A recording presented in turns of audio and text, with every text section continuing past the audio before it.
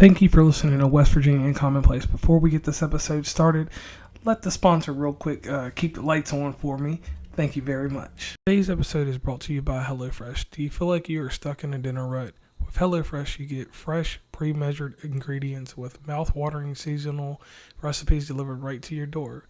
Skip all the trips to the grocery store. Count on HelloFresh to make home cooking easy, fun, and affordable. You can now enjoy cooking and get dinner on the table in 30 minutes or less.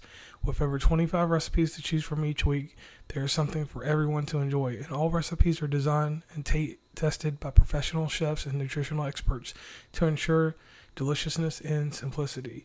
And this week, one of the better things that they are offering is a balsamic fig chicken.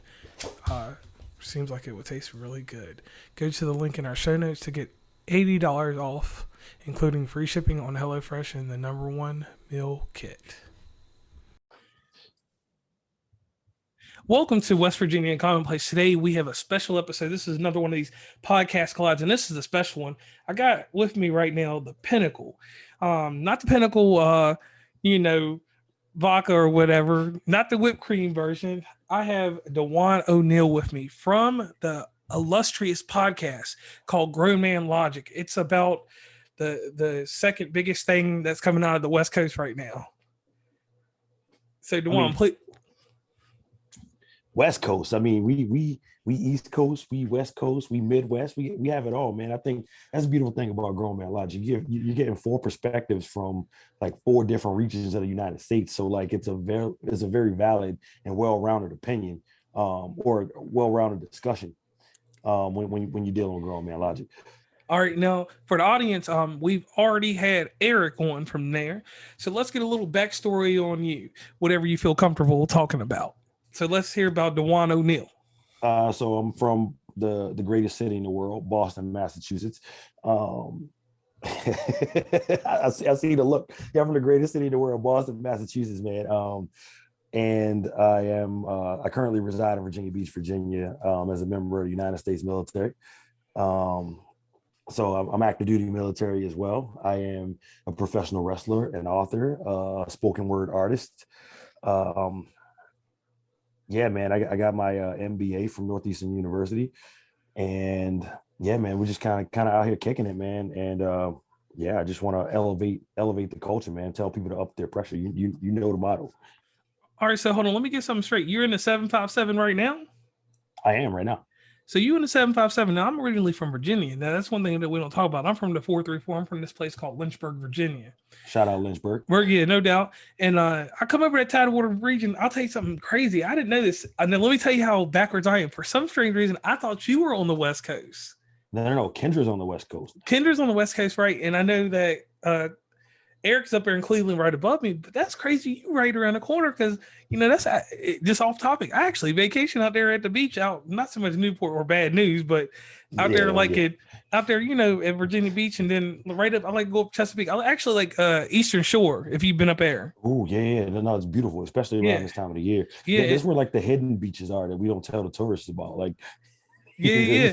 And then on a sneak tip, I'll tell you this secret. And if you get a chance, I don't know if you've been as far as Ocean City yet, but take that trip to Ocean Maryland. Yes, I'll fly into Salisbury, or I'll drive all the way out there, and then I'll creep up to Delaware and go shop because it ain't no tax on nothing.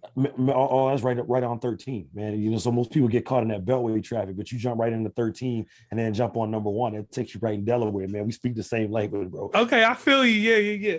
And that's where I love. And so you said East Coast thing. I feel you on that. And like I told you earlier, I was out Boston area and all around there, but I was there when it was cold, so it was a whole different story. Beautiful place out there. Boston's beautiful when it's cold, man. Boston's beautiful in the fall. Boston's beautiful in the summer. We only started the country. You're welcome. And you know what I'm saying. Boston's beautiful any time of the year, man. Well, and the only thing I'll say this is that I didn't realize, we don't, as a whole U.S., we don't clock Boston for its gang activity. Like y'all got some real Asian gang violence going on out there with these gangs, and I'm like, I'm out here, and I'm in West Virginia now, so like we're just a run through place. So everybody you come here, they got a different style. I'm an emulator. I'm gonna be like the Bostons when I'm up there. I'm gonna say you guys and stuff like that. I'm not gonna be like y'all, blah blah blah. But I noticed like We went to some nice places, and then when we got into Boston, you had to check yourself. It was like it wasn't like a Chicago feel, but it was like a Baltimore feel. We legit get it in up there. But like, here's the thing about being gangster, right? The bet they say that the greatest trick the devil ever pulled was convincing the world that he didn't exist, right? So if that's true, the ideal of being a gangster is not to advertise it, but it's to get away with it, right? The most gangster people are the people that got away with the crime. So like when you clock Boston, you don't clock it as like, you know, some street shit happening up there. So it's kind of just like, it happens up there. It goes down up Yeah, there. and that was the one thing I'll say this before I cut you off, or since I cut you off, is the same thing about Cleveland, where Eric's from. I mean, it's real carjacking. It's like pull up to the stoplight. You better be careful because you might get got in both places. And I was in the vicinity of that and Buffalo at the same time. All three of these places, and I'm getting this culture because I call it the New England clam chowder and stuff. I'm getting this culture up here once again because it always refreshes. Because with my job, I may not be in your area every year, but in a 5-year span, I'm all over the United States, and just that right there, you know. But anyway, getting back on topic. So you're a podcaster. You're a professional wrestler. We'll get into that in this interview. You are multifaceted. You're on your way to be a media mogul. You just got to make time to be the mogul, you know? And the crazy thing here is you have this podcast, Grown Man Logic. It's 4 personalities that mesh, and you guys haven't met a conflict yet. And I'm the first person that capped you guys as a new addition. and I felt like you got in your feelings when I called you Ralph Travans. Well, I just need an explanation.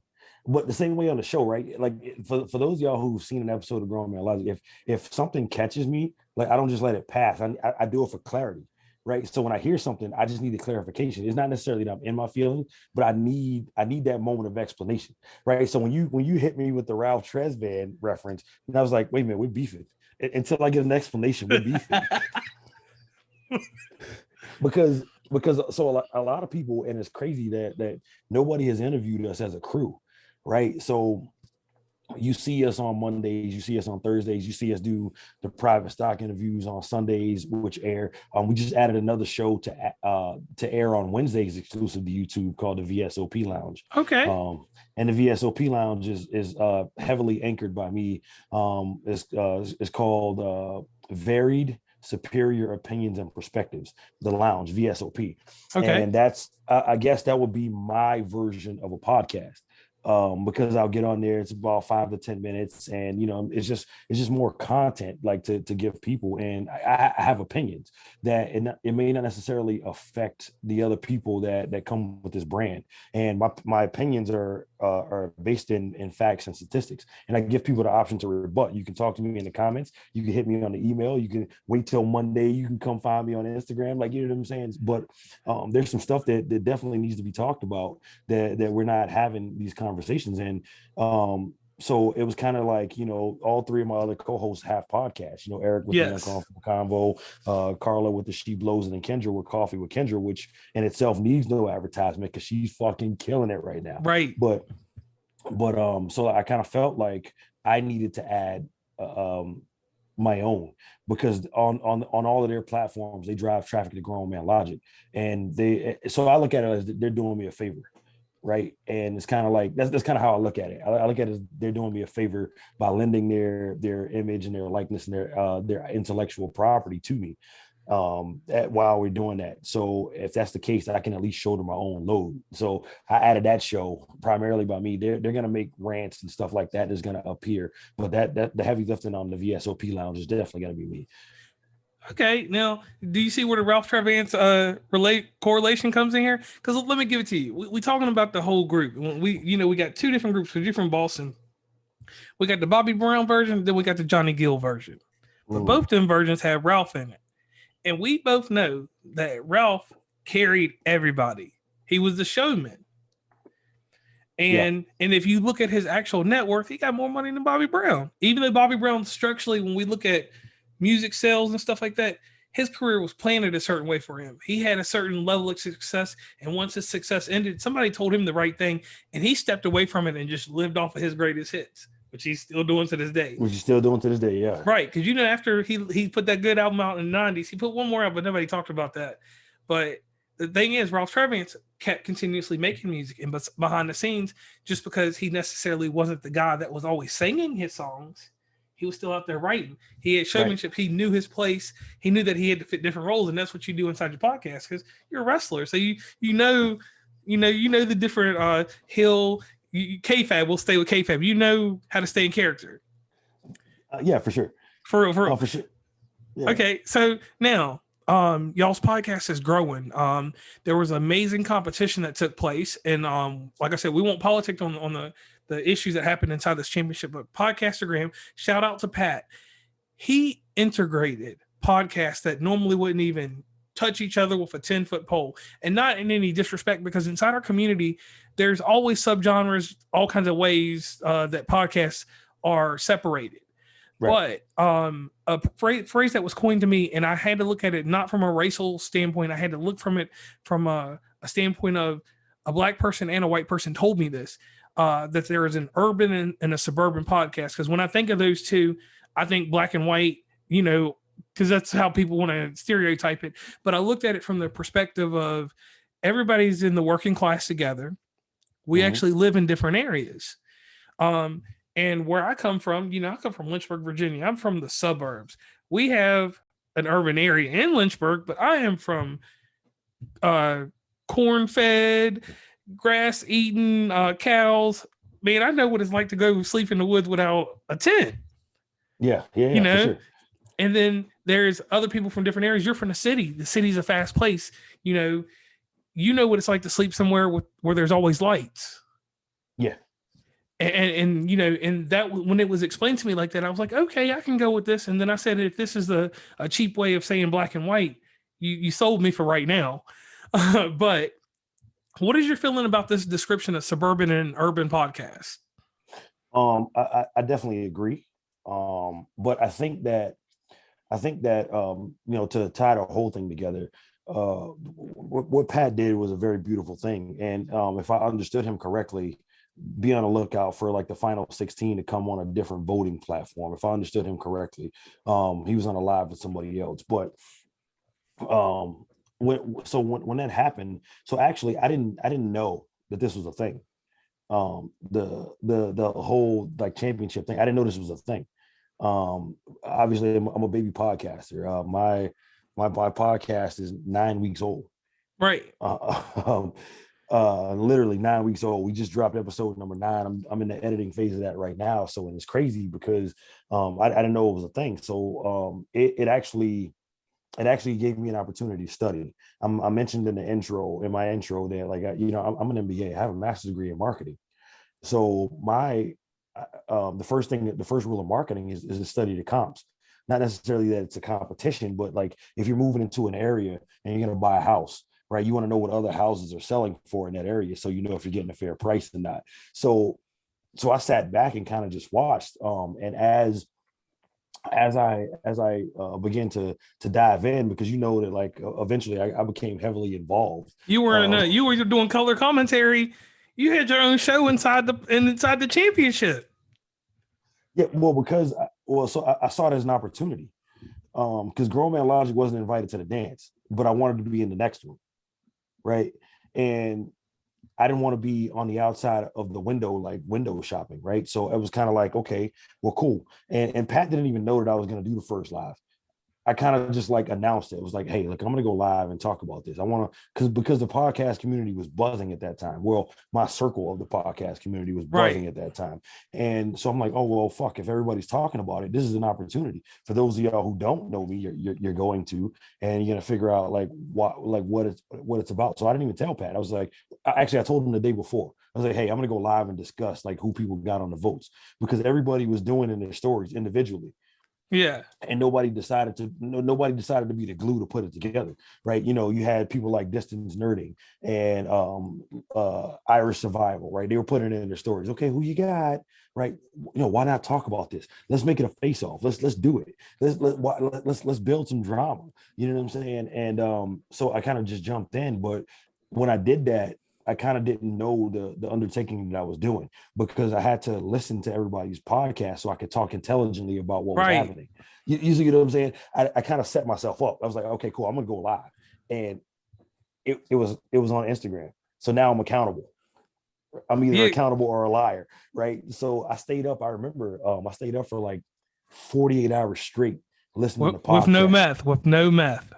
With no meth. With no meth. Was it? I mean, there might have been an 8-ball or two, but there was no difference.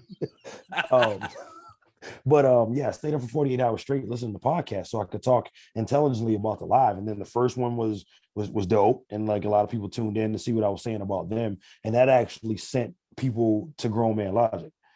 You know what I'm saying? Because it was kind of like, hey, this guy is talking about us. He actually took the time to listen. Okay, we'll show him some love just off of, professional courtesy. But sorry, that was a long way of answering your question. But listening to like everybody's, I listened to 64 podcasts, 3 episodes of each, and I would definitely say, yeah, God. Yeah. I mean, so the tournament.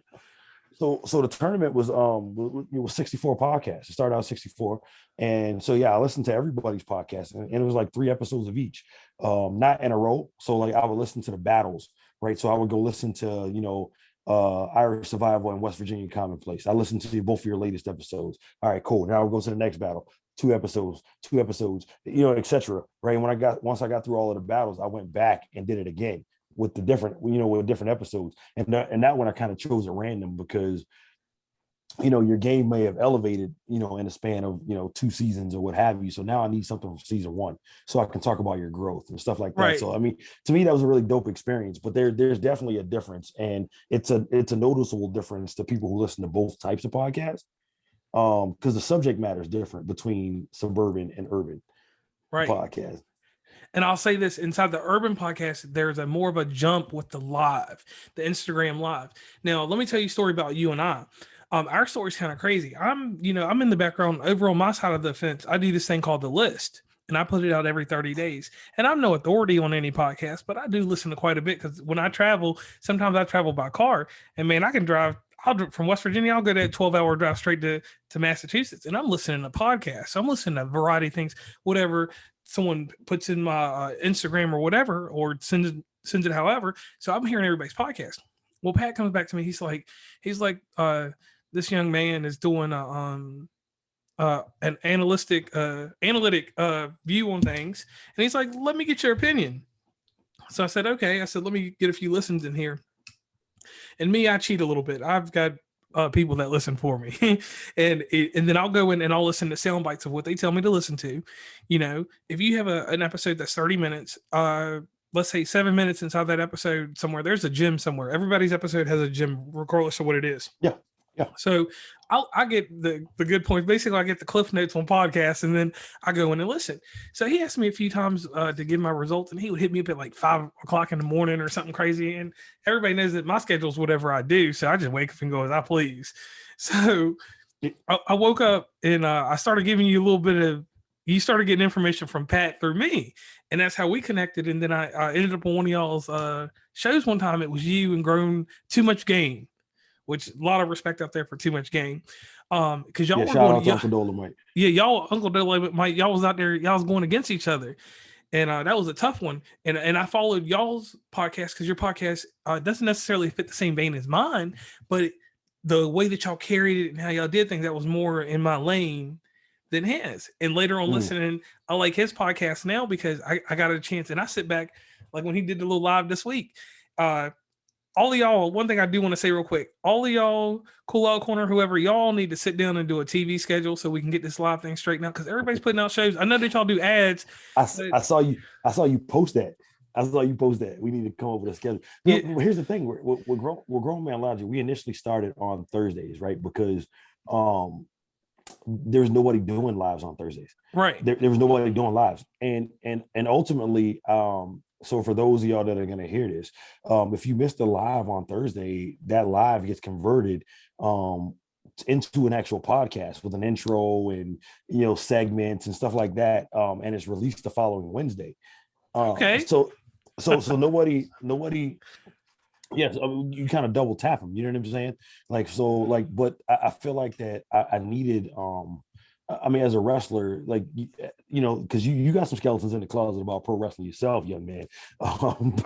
That's a long time ago. But yeah, I mean, you know that like it's all about the energy of the people. So like that's why I chose to go that format, right? Versus instead of recording straight to Anchor, this, that, and the third. And I felt like that kind of like smoothed the path for Grown Man Logic actually, because my personal page has 10,600 followers. That's based off of like wrestling, the book, spoken word, open mics, this, that, and the third. So that's why I launched the live from there up until we build up the Grown Man Logic podcast page. Right. Right. So and you never know who's going to drop in. So it was easier to just record it live, rip the audio, and then edit and upload. But that's where you get like the music, the segments and the dope segues and shit like that. So actually the people that listen to it the following Wednesday are in for more of a treat than the people who get it live. The people that get it live, their treat is you can interact with us live. Right. And that's the one thing that I like about that. And I want to add that inside of the Urban Podcast, their whole package. Everyone I've come across, except for like maybe 3, do live shows, and that live show has a certain hypeness. It has a charisma, and I always go deep into charisma because not everybody's got charisma. And y'all, and you have the charisma out of your group. The other ones have a little pizzazz and stuff like that, but charisma is something that you're born with. You're not taught it. You can't buy it. I mean, they could buy you and put you in place, but that's something, that's your podcasting element. If nobody's ever told you that, your charisma draws people in. Kendra comes in and she's kind of like I said, it's that new edition thing right there. It's that Bobby Brown, Johnny Gill, Ralph Trevance, and then Carlos Bell Biv DeVoe. She's doing the thing, she got the poison, but it's just like all of that together makes New Edition. Yeah. And at the end of the day, that's what y'all do. And then your solo ventures, and with you stepping out with what you're doing now, like it has to make you feel really good inside to know like that y'all started a few weeks ago and now y'all launched. Y'all are like the top of the food chain. You may not think it, and you might not feel it because you just see your ecosystem as it is right now. But nah, like I've sat back and I've talked to people about your podcast, and it's another one on the suburban site called Bad Cancel. I listen to them. They're really dope. Shout out to Bad Counsel. Shout out to Bad Counsel.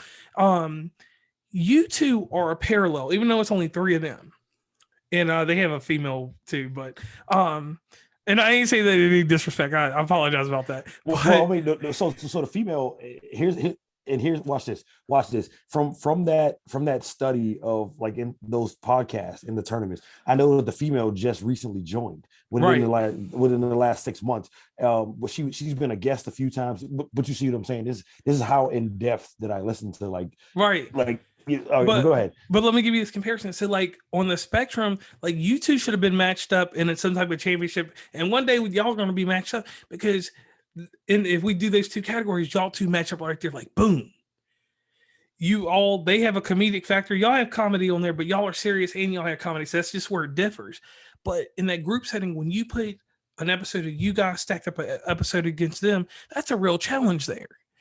And the matchups were however they were set up, but it's like when you got all these podcasts together, like how you did this analytic work and listen to everybody, it was kind of amazing. Like I seen, like, to me, the dark horse was that Irish survival podcast, and that we're on your time, but it was something about that when I thought that one was going to sweep the whole thing.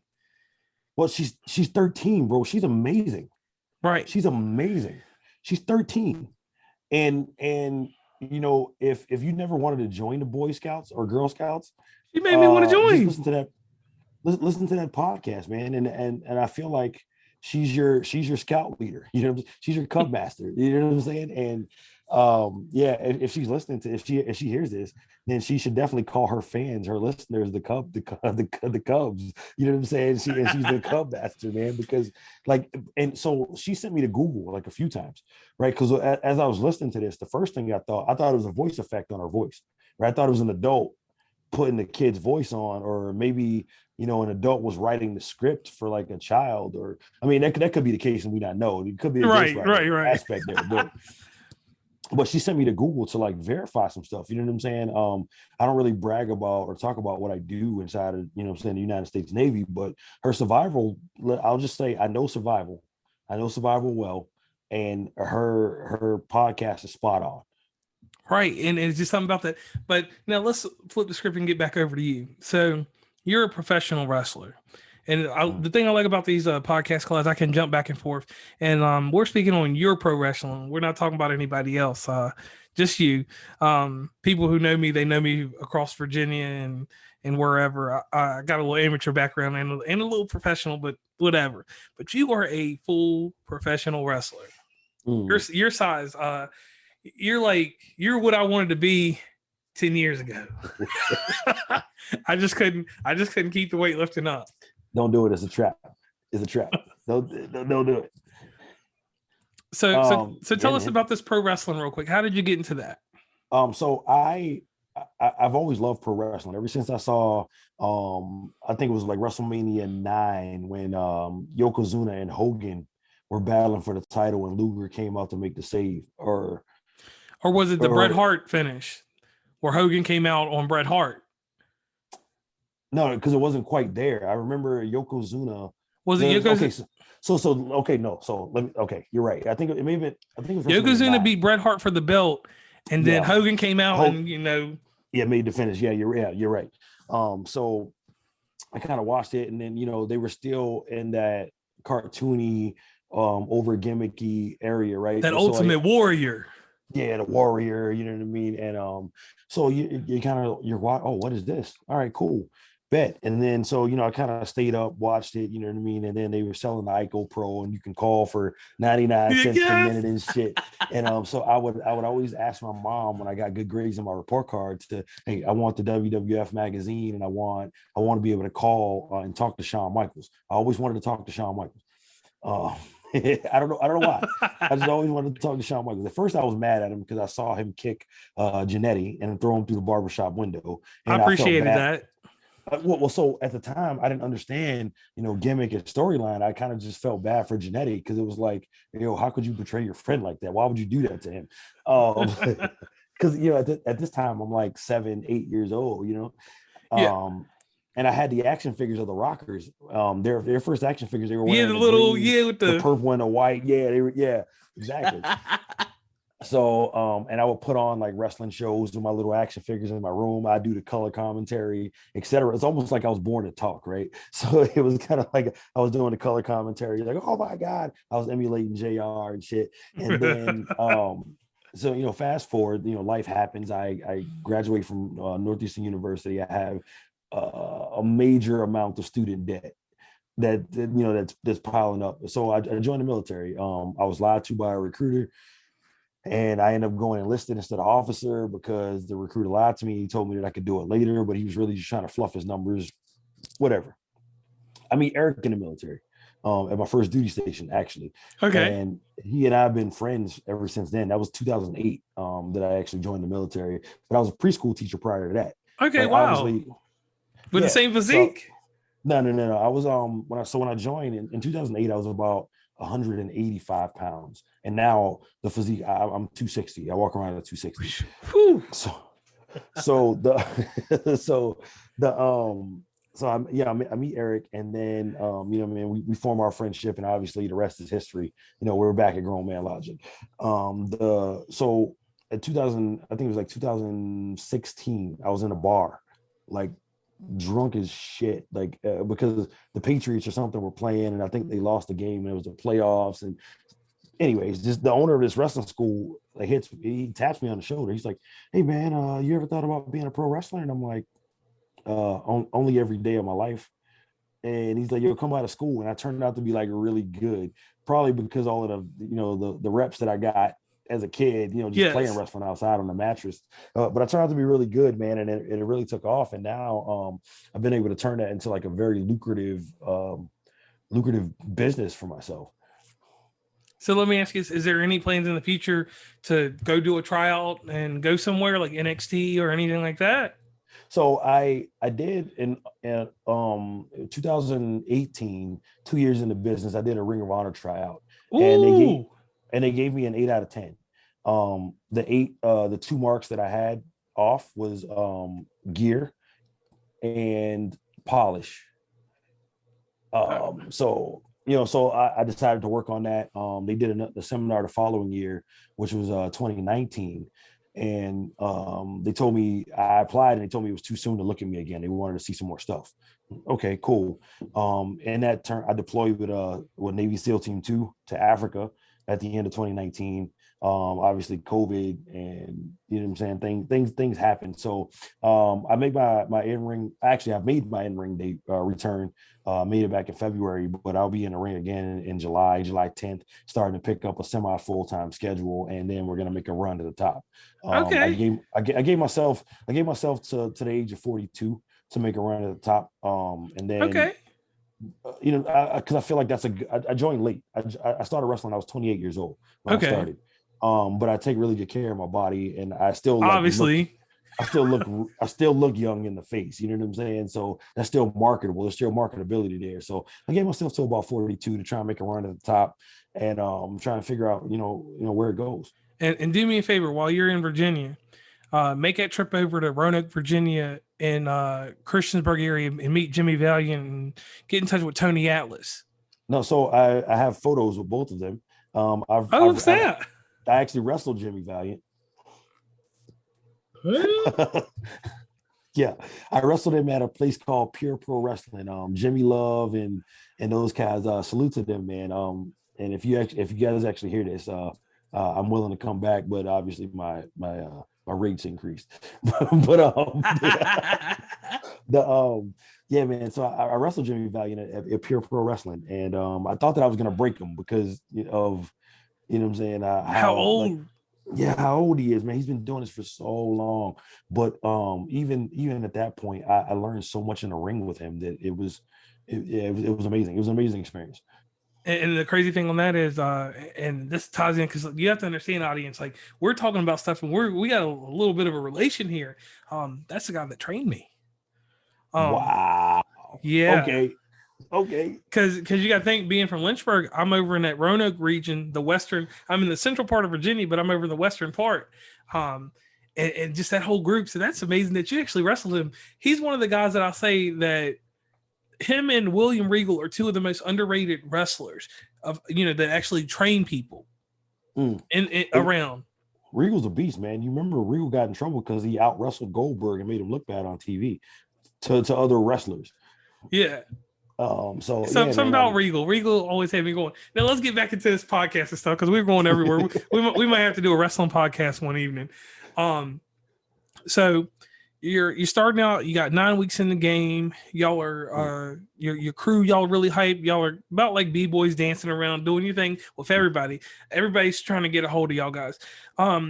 Since you've been in the business, you're an influencer, and obviously with your other endeavors that we'll go into in just a little bit, you influence people. You do this type of stuff. What has been the biggest mistake that you made at the beginning when you started podcasting? The big is I underestimated the amount of work that it takes to grow a podcast. I underestimated the amount of nurturing that it actually takes to grow your baby. So with like wrestling, right? I spend countless hours training and countless hours in the gym, right? Like kind of perfecting a move or, move set, or maybe a combination or something like that with spoken word before I go to an open mic, where I use open mics before I begin to record it. So when I go into the studio, I'm not wasting the engineer's time. I can knock it out in the 3 minutes that it takes. With writing a book, it's a stream of consciousness. So like I write it and then I can go back the next day and edit the chapter, right? But with podcasting, I figured that people were fans of mine, so they would just listen, Right. right? And people were fans of mine from other endeavors, so they would just listen. And I underestimated the marketing aspect of what actually needed to happen. I kind of figured, okay, we got a dynamic here, 4 different personalities. All right, cool. The closest mainstream comparison that I can draw to Grown Man Logic would be like the Breakfast Club, right? And I feel like we have a dynamic to meet them. We don't have the polish yet, in terms of like the radio and the media history and everything, but I feel like we have the dynamic to meet them. So I was expecting to be able to just jump on. I can send out one text message, hey, you guys check us out, and people would do it. But it wasn't. So my biggest mistake would be underestimation. But you see, I rectified that quickly. Right. And like I said, and I hate to bring it always back to this Podcastagram championship, with that exposure there, it got y'all guys in my eyes. And I'm not saying like I'm Scrooge or someone that just sits on a hill. I mean, I live on the mountains, but I'm not one that sits on a hill and sees something and I'm like, whoa, these guys got potential. No, I look for people that have already broke through the glass ceiling, because people with potential can have that all day. Once you break that proverbial glass ceiling, y'all are already there. So the thing that I liked about you guys once I started doing research on y'all, like, because I sit back, I'll get the virtual assistant or somebody to go dig and find some stuff. You guys built a level of intimacy, which is the hardest thing inside of podcasting. And I talk so much about this in my podcast talks. Y'all built a level of intimacy with strangers, people outside your podcast. When I first saw you guys, all of you as a collective on a live, I listened and I was like, man, 2 of them are going to be all right. 2 of them going to be whack. 1 of them might be a star. The other 3 might be crap. And then you hear, initially I heard the first 3 of you. I didn't hear Carla until later on. Really didn't know about her existence at that time until later on. Even though she was plugged in y'all's stuff, she wasn't around at the time. So you listen and you're like, man, this is like somebody I could hang out with. This is somebody, I might come out of retirement and put them on the ground. This is somebody that's just a little small jab. These are people that could come sing at my wedding after hours, and we could drink through the night and tell all kinds of folklores inside the mountains of West Virginia. And that is a plug for West Virginia. Beautiful place. Yeah, beautiful place. Just to pass through. Through. No, so I wrestle there. Keith Crockett throws an event there like every so often. Bluefield? Say again? Was it Bluefield or where? I don't know. I know that there's a hotel there, right? And it's right next to like this gas station that serves breakfast. And like there's a gymnasium or a high school that he rents out, which is about 5 miles away from the hotel. And I don't know what the actual town is, and I apologize for that. That's I all should have good. had this loaded. Knowing that I was talking to you, I should have had that loaded. But he throws an event there, so I wrestle in West Virginia, and the drive from Virginia to West Virginia, yeah, elevation, bro. But like the views that you get, man. Like I almost drove off a mountain several times just trying to catch a picture of the mountain, the scenery in front of me, the horizon. It was beautiful. I love West Virginia. But go ahead, what's your point? All right. So either way, like y'all got this level of intimacy, and y'all built this with strangers. So I'm technically a stranger to y'all at this time. And then Pat is not. He's not upselling nobody. He's saying these are the podcasts. Listen to them, check them out, blah blah blah. And you start looking at y'all's Instagram presence, and your Instagram presence is not one that's threatening.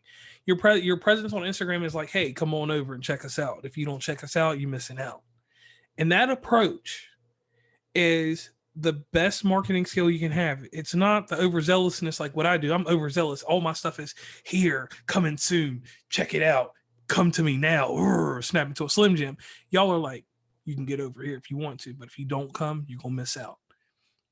That's y'all's approach, and building that kind of intimacy without saying it or stating it. That's the best marketing skill inside of podcasting. Like I said, same thing with charisma. That's one thing that you can't teach people. You can show them all day long. So that's a credit to you guys.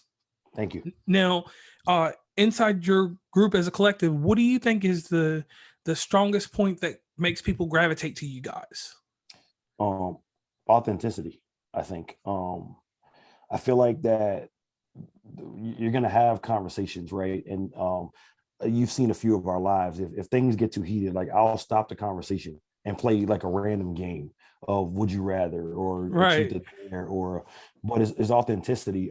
So a little, and I'm giving away like the business plan here, but like, so the topics are all, I create the topics and that's all that the rest of them get. I'll put it in the group text. They'll be like, okay, Thursday, we're talking about this. Here's where my mind is, blah, blah, blah, blah, blah. But they won't know the questions that I'm going to ask, and they won't know where I'm attempting to steer the conversation. They won't know like anything. So it's kind of like, if you get triggered, you're triggered and it's on air. We're going to let you vent that out. If you disagree with this person, and also I know the rest of my crew, right? So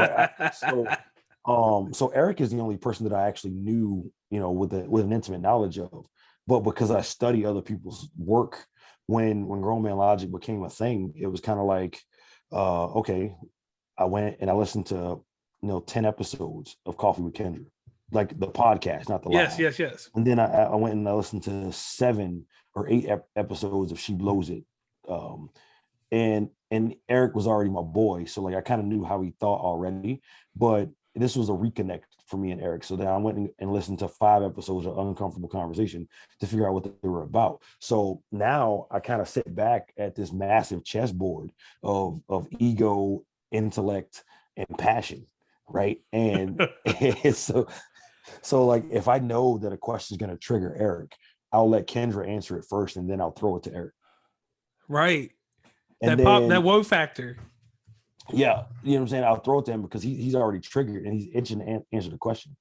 But he has a problem with the way that Kendra says things. So I know it's going to cause some friction. All right, cool. So now all I do is I'm looking for the sound bite there. So when I sit back, so honestly, as I'm running Grown Man Logic, I'm listening to it as a fan.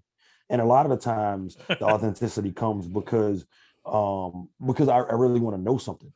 So like I know where I want the conversation to go, and I know what statistics and facts say. But again, these are 4 different people or 3. Today's episode is brought to you by HelloFresh. Do you feel like you are stuck in a dinner rut? With HelloFresh, you get fresh, pre-measured ingredients with mouth-watering seasonal recipes delivered right to your door. Skip all the trips to the grocery store. Count on HelloFresh to make home cooking easy, fun, and affordable. You can now enjoy cooking and get dinner on the table in 30 minutes or less.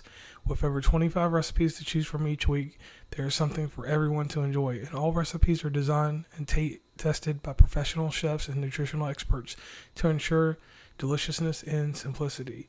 And this week, one of the better things that they are offering is a balsamic fig chicken. Seems like it would taste really good. Go to the link in our show notes to get $80 off, including free shipping on HelloFresh and the #1 meal kit. The 3 other people with 3 other experiences. So I want to know something. So when I asked the follow-up question, it's because I'm legit intrigued.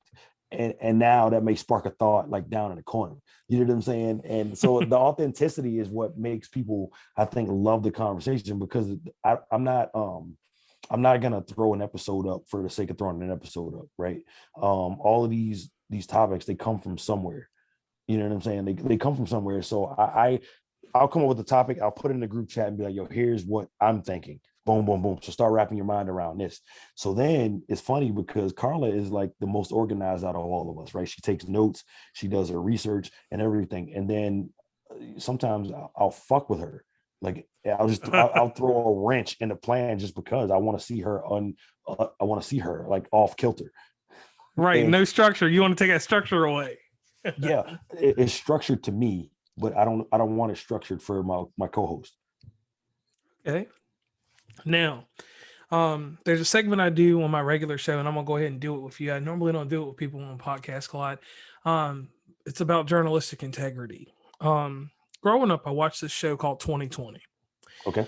And I watched other news outlets, but something about 2020, maybe just because ABC came in good because we had them little rabbit ears back in the day in the mountains. Got 4 channels and everything. Yeah, so ABC came in, and on some Friday nights I'd be chilling with my grandma. You know, we didn't have I amateur wrestled as a little kid, so some Fridays we didn't have tournaments going into Saturday. So I go sit with her, and I would watch this, and I liked Diane Sawyer, I like Barbara Walters.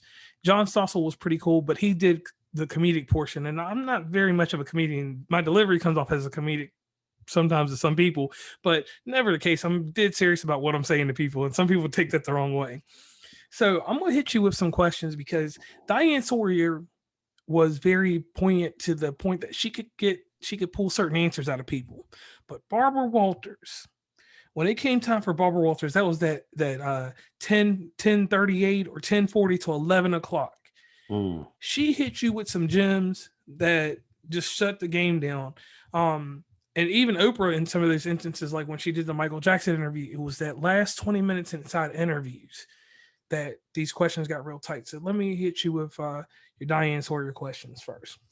Okay. Okay.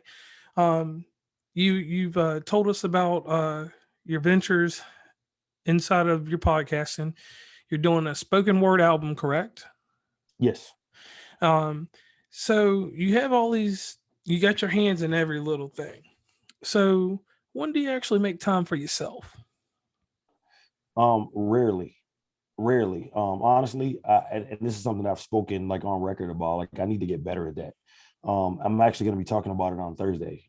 In the I Owe Me episode of Grown Man Logic, I, where that I mean that's kind of what it's about. Like I spend so much of my energy because I have the energy now, right? So my philosophy on that is I'm young enough and I have the energy now to make this run, right? And if I can put the chips and stack the chips in place now, then the Pringles can won't be hard to bag up when I don't have the energy. And now I can just kind of, relax. So I do take time for myself. It usually comes in the form of like long drives or the gym early in the morning or right after the gym. I'll sit in my car for like 10 minutes and just kind of, okay, the world's good.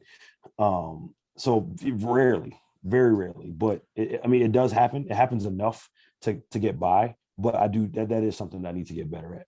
okay. Okay. Now we're going to get a little deeper. You ready? Let's go. All right. So inside of podcasting, how are you self caring for yourself? Because the first question I asked you was on a certain level of how you're keeping yourself level, but we're talking about the actual self care. How are you keeping a good mental focus inside podcasting? Because the thing is, you have to wrap your mind around a lot of things, and you don't have to necessarily be objective about everything you talk about. But how do you do that self care to keep your mental straight? And we're not talking about working out at the gym. Like, what do you do to keep yourself mentally focused? I'm going to give you a quick example so you can think about your answer. For Okay. me, for instance, I record on a guerrilla schedule. Hmm. My right now, just me and you talking today, June 15th, 10:21 p.m. I have recorded my show until next year. It's done. Anything I'm doing right now are bonus episodes inside what I'm doing.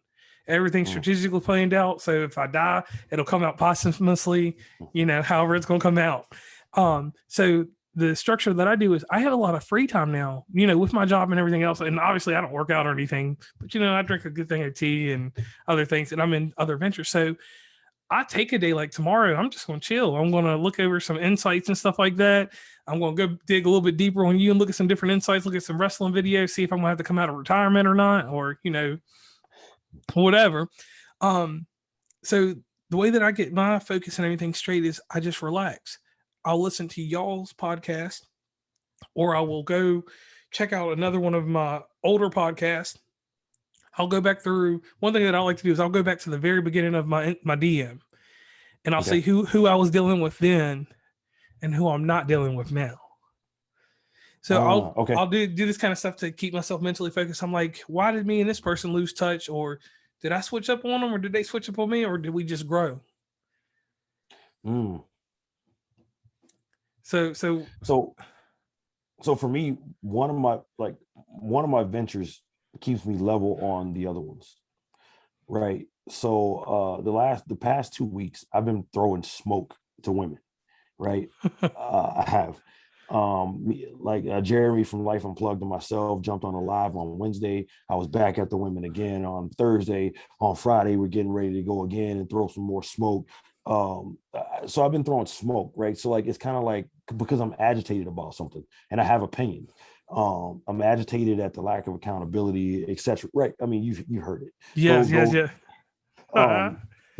So like I speak freely. Number one, and number two, like me writing, because I've written one book and now I'm in the process of writing another book, and that's kind of my reflective piece because the second book I'm writing is a memoir that's going to bring you up to where I am now, and it talks about from when I was struggling financially and didn't have a dime, either financially or emotionally to offer the world, and I actually contemplated like suicide, and it'll bring you up to like where I am now, where like I make moves like a boss where I don't have time to fuck with like petty stuff. You know what I'm Right. saying? So, but I take you on that journey, and I tell the stories of my life that impacted. Right. So that's my reflective piece. Okay, I could have did this better. Okay, and that's where my growth comes from. But the spoken word tip is I'm hurt about something. I'm angry about something.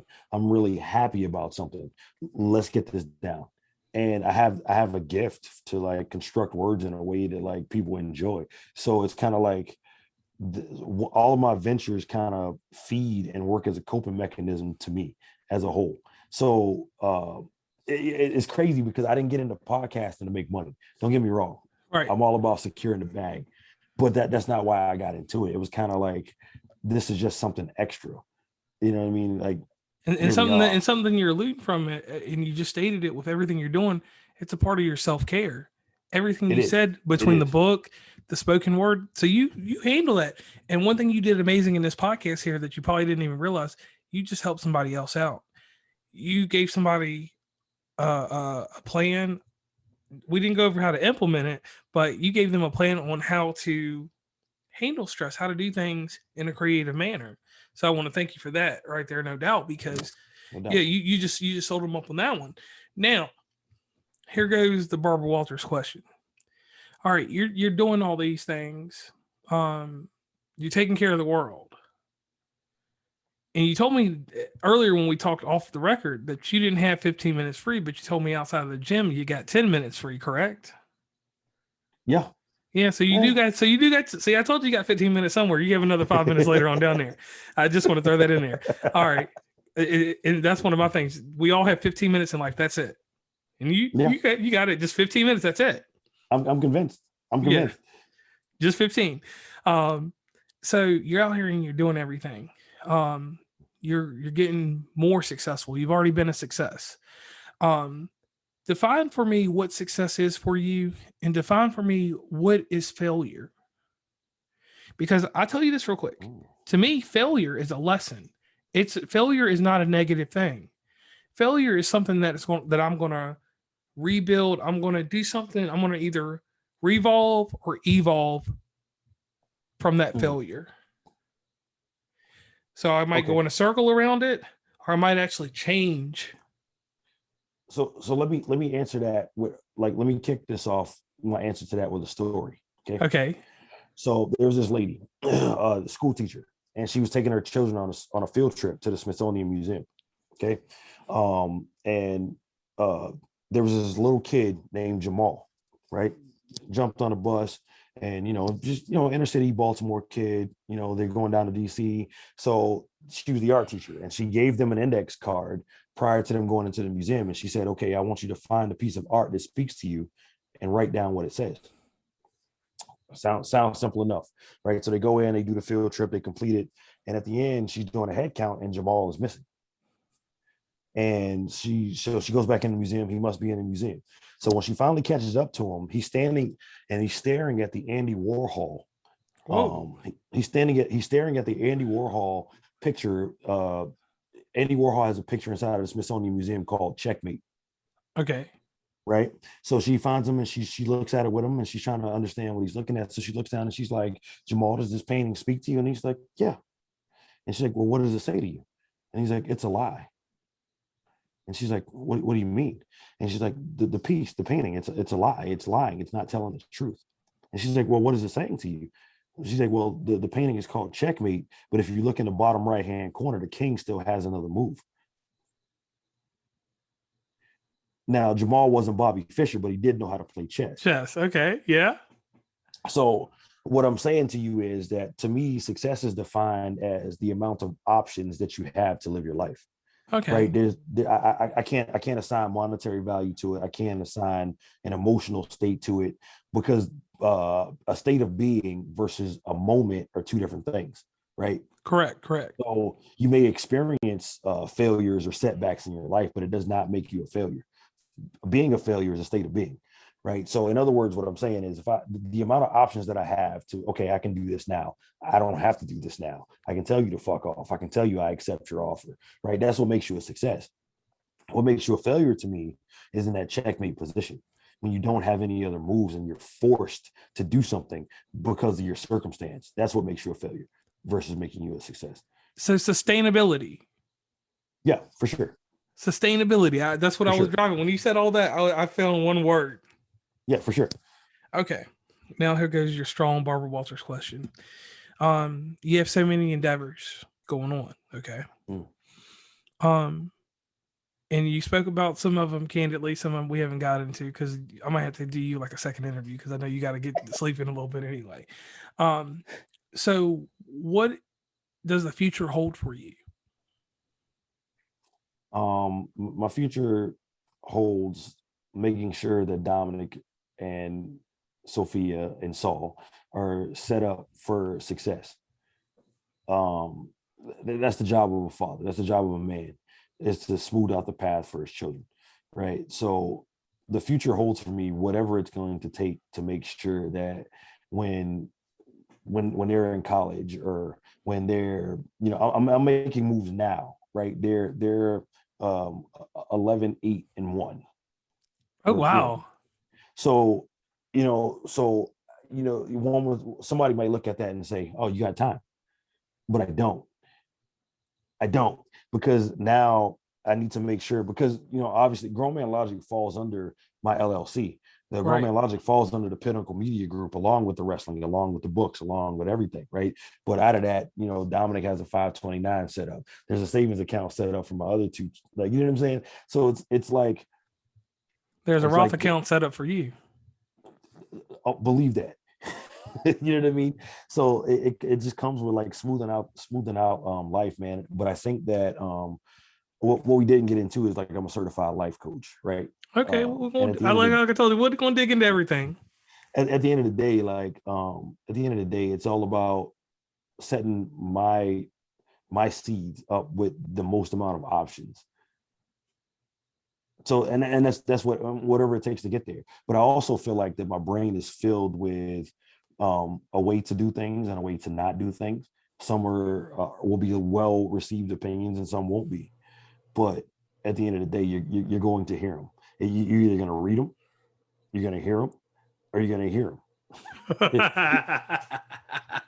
Okay, I can go along with that. Now, here comes the hard part in this interview. You have a Superman deal with you. You got so many things you're doing. So, in a minute, I need you to tell everybody what you are. You've got so many titles. Don't sell us, but tell us about everything that you are. You're a certified life coach. How'd that come about? I did like a couple of motivational speaking gigs, prior to back in Boston at 12 Baptist Church. Shout out to 12 Baptist Church. I was in training to become like a youth minister. I was in training to become like a youth minister prior to like the Navy and the cursing and the tattoos and the alcohol. But it did, like, that brought me in a relationship like that were like close to God. So like me and God are still like this, regardless of, like, what happens. Yes. No, not of what happens, like, because I'm not always going to act in a Christian manner, but regardless of what people may think about how I'm acting, God and I are like this. Right. So, poet, author, spoken word, poet, author, wrestler, life coach, sailor, father, husband, man, grown ass man. You asked for my acronym, grown ass man. Okay. So we got you all in a nutshell there. One thing I didn't hear is a video gamer. That's good. Just I play. So I own a video game. I don't have time to play it. Right, because your life, you're busy with everything you got going on. I'm surprised you had time to, because we spent a long time in this interview. So one thing that I do in these is I give everybody a testament of who they are, or what I believe you are. Okay. All right, so we're going to start off here. The Pinnacle. Do I need to pour? Do I need to pour another drink? Hold on. Yeah, get you a drink real quick. I'm gonna take you with me. All right. So here we go. Let me get my drink real quick. Woo! Now, the Pinnacle. You're more than a pinnacle. Let's say this. You kind of remind me of what was his name? He was one of my favorite wrestlers. You kind of remind me of Bret Hart a little bit. Bret Hart had a heart of gold, real structured, a real sound person. And getting to know you just through this podcast and just seeing what you do and how you speak, it's a credit to whoever raised you. Oh man. Okay. Thank you. And you use the word polish, but I call it integrity. It's a deeper level that you have that most people don't. And inside your collective, you all have a great group, but inside of you, though, here's the thing: you're out here, you're listening to other people's podcasts. You're out here. You're going to step in above and beyond yourself to help your next man. And we don't congratulate that. We don't talk about that inside of any community as men, women, binary, non-binary. We don't talk about that. So thank you there for doing that. Another thing is that influence. The influence that you have is the stuff that you don't hear about. Two podcasters have come to me. They've started listening to what you say, and they say that they like the aspects, the things that you talk about. They like how sincere and how you use the word authentic, but we will say real. That realness can't be taught, can't be bought. And I put that on about 10 things, certain things that can't be taught or bought. You're just born with them. So once again, being born with that, that's another part of your influence on life. The next thing, the way that you're very intricate in how you're doing everything that you're doing, be it the spoken word to everything else, you're trying to spread yourself so much that it's amazing, because when you're spreading yourself like that, there's people out here that you will never meet, that will never talk to you, but they will listen to you. They will see you. They will hear you twice, like you said earlier. And those things are there for you to do that into, I'm not saying in a careless manner, but in a carefree manner, for you to do that for the world. That's amazing. That's something that's commendable, because not a lot of people are going to do that. I'm going to get out here. I'm going to speak a few words. I'm going to throw a few gems out there, but I'm going to turn it off at some point. I got to turn off time. My phone, I don't even get notifications from Instagram.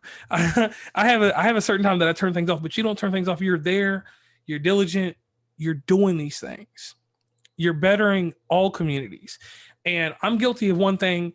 I always look at everybody's community. I don't try to segregate any community. And that's one thing I like about you, because you're looking at all communities when you're doing things. And, you know, we're all tied into one thing, and I'm not very political when it comes to racism or anything like that, but you tie everybody into what you're saying. And 9 times out of 10, be it black, white, whoever, when we're in our sections or wherever we are, we usually just tie in our own race, and you do not do that. You tie everybody, and you have certain topics that may be themed, but it's so hard to get someone to be so clear. That's an amazing talent you have, and that's a talent, because you have to learn that from somewhere. You've seen something somewhere and you pick that up, and not everybody has that. And that's the difference. And I'm telling you this because I've been in the game for a long time. That's the difference between what Jay-Z said, a businessman and a businessman. Okay? You are a business. You have everything in a nutshell.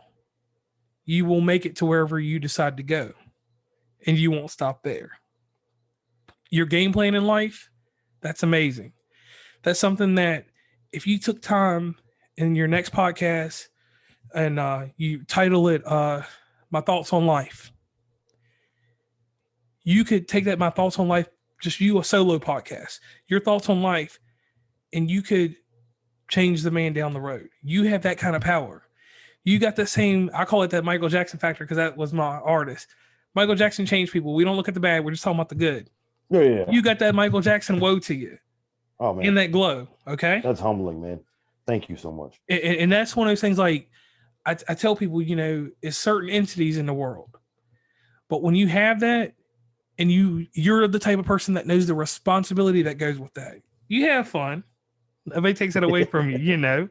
But all that stuff inside a bubble and inside that integrity make you a great person. And that's your testament. Okay. Thank you so much, man. That's humbling. I just feel like honestly, like I said, I'm a Christian, man, and I think that God mixed up whatever he mixed up and he put it in my brain, right? So as I discover it, for me to not use it is almost being sinful. Like and like I mean I get it. Not everybody, like, I'm not sure, you know, what the faith base is for your listeners or anything like that. I'm talking about. Hold on for a second. Romans 3 verse 23, for all have sinned and come short of the glory of God. Boom. Yeah, I just feel like, you know what I'm saying? I just feel like that for God to bless me with the ability to do, and for me to not do is sinful. So I just really, honestly, man, I'm striving for like a better world, right? Like I don't deny that there are problems, right? Right. There are problems for people that look like me, for people that dress like me, that maybe talk like me. Um, but at the end of the day, not all people are like that, and the good heavily outweigh the bad. And I'm just a person, I refuse to lose faith in humanity. And I've also been a person where I grew up in the hood. I had opportunities in school, right, where I had more opportunities than probably the people next to me, but it doesn't mean that the information is not there. And if I can get here, why can't you get there? And if I can help you get there, I'm going to do that, because that's the Christian thing to do. Right. And the thing that I like is, we all have disparities within all communities. And I like how you guys, as a whole, your group, y'all talk about serious topics, and y'all have a funny filter. And that balance, man, that's what makes y'all guys amazing. That's what makes you amazing. So to cap this off, because this is a long episode. I'm gonna have to give you a Thursday spot now for this Yes. episode. And fans know what the Thursday episode means. That Saturday episodes are always cool. That's where I do my controversy sales episodes. I have series inside my podcast. I got like 6 different series that go on. So in the Thursday episode, that's like the main drop. So, main event. We changing your name. Your title needs to be main event. You need to change your Instagram tag, main event. Ooh. Main event. Put it between your name though. Because you put the main event between there, it's gonna be tougher than the Pinnacle. DeJuan, the main event, Oneal. Ooh. I'm gonna have to go trademark that, and then I'm gonna have to come through with the, I got the crickets. Okay. Collect some royalties. Send me a cease and desist unless you talking about these kickbacks. All right. So once again, I want to thank you, DeJuan, for coming on West Virginia Commonplace Podcast Collide. That's then turned into a realization. This has turned into a real deep episode. I'm about to have you back on for some more topics, because we do things in panels and different things like that. My structure is this recording thing. It's not live, but we do 4 panel structures and different things with people. So I'll definitely have to have you come in, especially have you come in on the love series when we talk about agape and different types of things like that. It's been a pleasure. So here's the thing I need you to do real quick. And this is the greatest thing about podcasts. We have shameless plugs. It's time to get on here and tell everybody where they can meet you on social media. Okay, social media. Instagram, DeJuan Oneal 1. DeJuan, DeJuan, the number 1 on Instagram. Also, Grown Man Logic Podcast on Instagram. On Twitter, Grown Man Logic Podcast. YouTube, Grown Man Logic Podcast. Also, there's a vlog on YouTube called Becoming Second to None, where I talk about the road stories and behind the scenes stuff of like professional wrestling. The book Dear Dominic is available on Amazon as we speak. June 25th, Apple Music and Spotify and wherever you get your music will be hosting my initial spoken word extended play, or EP, known as the Premonition. It's 7 poems to warm you up for the album release in October. And come August, Amazon will be hosting my second book, Grown Man Logic: The Art of Applying Pressure. Where I was talking about some of the stuff that I was talking about on here tonight. Every Monday and Thursday at 9 p.m. Eastern Standard Time, I am live on Instagram. We are live on Instagram, Grown Man Logic Podcast. So if you miss those things, we do like a lot of fun stuff, giveaways, open emails, things of that nature. Also, my personal Twitter, DeJuan Oneal 22N. 22N stands for second to none. So DeJuan Oneal 22N on Twitter as well. And on Facebook, DeJuan Oneal or Grown Man Logic. No Tumblr, no Snapchat, no. I'm not as active on Snap as I'm also on TikTok. We're on TikTok. On TikTok, okay. On TikTok. Yeah, we got some funny stuff coming down the line for to kind of drive that audience over to the podcast as well. But I'm not really. I have a Snapchat, but I'm not really active, so I don't really want to send people there because I don't really use it. They'll be kind of disappointed. I follow this guy, and now I'm pressured to put stuff on Snap. Okay, and I thank you for all that. And then the last bit of this plug that you forgot to do, and I hope your crew don't kick you out. You got to plug your crew too. Well, you asked me where to find me, Right, but but you got to plug them at the end too. yeah. So the Grown Man Logic crew consists of the three people in podcasting that I believe are smarter than I am, and that's what makes Grown Man Logic successful. If I'm the dumbest person in the room, you got a pretty good room. So Carla can be found at she blows it underscore pod. That's she blows it underscore pod. Eric can be found at the uncomfortable convo, or you know that one guy, that's you, KNO, that the number one guy. And of course, Coffee with Kendra can be found at Coffee with Kendra. And I want to thank you once again for that. And thank you for this amazing interview. Definitely gonna have Thanks to for have you back having me, on. man. Oh yeah, always. It was a pleasure. I mean, it's turned into a full grown episode at the end, because usually I'll be honest, these plugs only do we usually do like 15, 30 minutes on them, and then everybody's usually done because it's just straight in. It's about like making music. We come in, do it, then we're out. But this thing went everywhere. So definitely appreciate that. And then what else was it? It was something else I was going to say to you. Keep doing those amazing lives. Keep people integrated. And the challenge to you now is this. You seen someone start a championship. Podcast. You AR podcast because you listen to them for 48 hours. So the next step for you is you need to build the next championship. Well, so hold on. Whoa.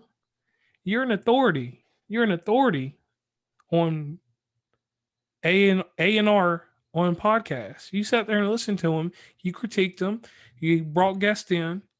So there's nothing stopping you from doing that. Now let me go ahead and get the excuse that I feel like you're about to give me. No, there's no excuse. So behind the scenes, Pat and I were already working on the next tournament. Like, so I kind of bullied my way into this one, Right. And we were working on the next one where it was going to be. I don't want to give away the concept just in case it comes to fruition, right? But we were working on it where Grown Man Logic was going to host the tournament, and Pat and Podcastagram was going to sponsor it. Okay. Before everything went down. So like I said, man, if we'll revisit it in the future, but there's some kinks that we got to work out so that nobody has a complaint and can get their undies in a bind.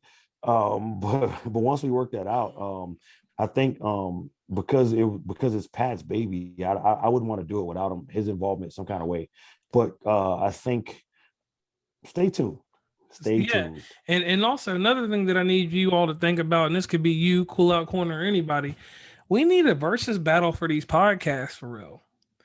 Because listen to why I say this. A versus battle twice a month. Let's not do 4 weeks of this, but 2 weeks of versus podcast. The podcast, everything is voted on to get your podcast in there. We have to work out the voting system because that's the thing that we got wrong right now on Instagram. Algorithm and bots have destroyed voting, and I will say that. And I'll talk to you behind the scenes about the voting because I know somewhere that they can vote and it's just sealed. So you all should start a versus podcast type deal, and the way that would work is you would do it over 2 weeks. And the logic is if you did it the first week, you'd say Grown Man Logic, and I'm going to use Bad Cancel, right? And you give a list of certain episodes. People go back and listen to them. So they got a whole week to listen after you announce it. So like if you announce it on a Monday, they would have a 2 week span, give them 14 days or so to listen to episodes and be like, hey, I heard this gym, and then come back and vote. Because when you do that, you're giving people... You're moving numbers, and this is where the marketing thing comes in. And this is just something I'm sliding to you. No, this is my listening face. Yeah. This is, and we're doing this just in the recording. See, this is crazy, and I'm not going to edit it out or nothing. But you do that so your listener base gets a little bit eclectic, eccentric. Theirs gets eclectic, eccentric, and people are listening to your podcast and finding your gems. Because we put out great episodes. Everybody puts out great episodes, but sometimes you got some episodes that are just fire. And then you got some. What if we did it like this? We have a representative from the podcast, right? Like, but a member not involved in the podcast, right? Right. So kind of like music for the love of music or something like that. They're doing like a battle, right? So So and they're pulling out hits, right? But the artists aren't there representing, right? So you say we get like Dale P or Cool Out to represent a different podcast other than theirs. Yeah. Okay, your job is to prepare 10 bars, 10 gems from that podcast. And then we just weigh the gems. Okay, gem number one versus gem number one. Who wins? Gem number two versus gem number two. Who wins? Oh my God. Hey, let's talk about this. Yeah, we'll talk about that more. So once again, everybody, thank you for getting me on here with West Virginia Uncommonplace and going with DeJuan Oneal from Grown Man Logic. And one day he'll have his own podcast when he takes it 10 minutes and makes one, which he will. So once again, I want to thank you and shout out to everyone. And put that in the universe, man. Yeah. And one thing that I'll close with this. I want to thank everybody that's involved in the podcasting community, no matter what you do, from people that do the show notes to the dude that edits episodes for free on Reddit. I want to thank you guys and there is a guy that will edit your episodes for free just for clout. I'll have to introduce you to him later. But anyway, just that, thank you guys inside the community, because it's a crazy community. We do have beef in the street sometimes, and it gets handled outside of the podcast, but still the way that this community thrives and strives to keep everyone together and the way that things are being done now, it's amazing. 6 months ago, it was not like this in the independent podcast community on our regional level. On our national level now, it's everybody's with everybody. So I want to thank you guys, and I'm signing off.